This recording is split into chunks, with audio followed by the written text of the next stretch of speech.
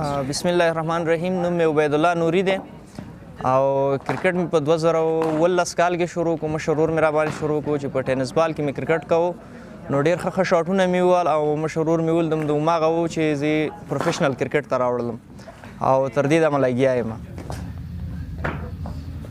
بالکل زیاتره کورنۍ ډېر زیات ستونزې لري لکه خپل زامن نه پرېږدي چې کرکټ وکړي.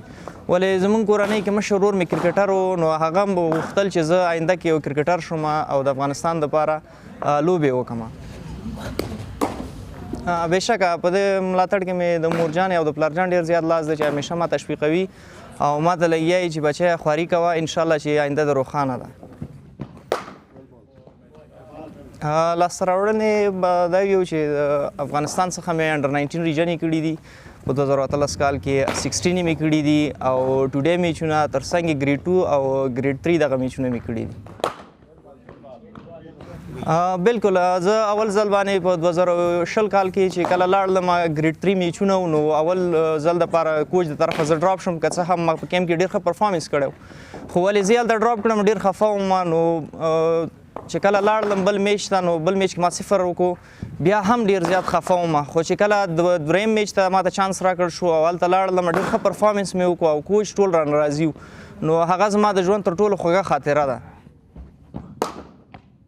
هغه تقریبا هغه میچ لکه ټارګیټ کم و خیر 50 رنز مو کړ خو میچ هم وګټو.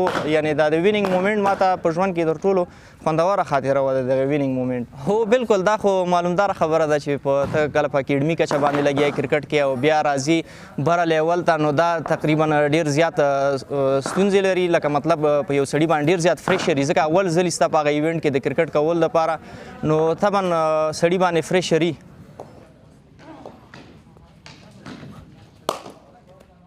دغه شانتې ذهن ته مې راغلی دي ولې خو مشر ورور مې تر څنګ مې مور او پلار مې ډېر زیات تشویقوي او ما ته وایي چې بچی همت به نه بایلې نو هماغه دی چې لګیا یم. د نړۍ په کچه زما د خوښې پلیر چې دی هغه سچن ټنډولکر و چې د وخت بهترین پلیر پاتې شوی دی او ځان سره ښه ریکارډ هم لري د 100 سینچریانو. او په ډومېسټک کې مې د خوښې پلیر چې دی رحمت شاه ده چې ډېر زیات مې خوښېږي او د هغه څخه متاثر یم. هو بالکل هر یو پلیر خپل کمال لري خو سچن ټنډولکر چې دا هغه نو بیا کلاس پلیر ده او ډېر سیده پلیر و او په هغه کې دا کویلیټي وه چې په پیچ به ډېر پاتې کېده او ورسره تر څنګ رحمت شاه چې دا هغه هم دغه شانتې دی چې کلاس پلیر ده او په وکټ باندې ډېر ښه سټې کوي او پاتې کېږي.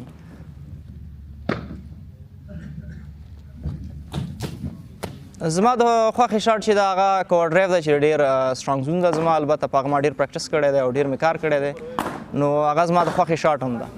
بېشکه دا خو معلومداره خبره ده چې یو پلیر دپاره فټنس ډېر مهم شی دی او په کرکټ او یا په هره لوبه چې فټنس ډېر مهم رول لري نو زه د خپل د آیندې دپاره هم د فټنس باندې مې ډېر زیات فوکس کوم.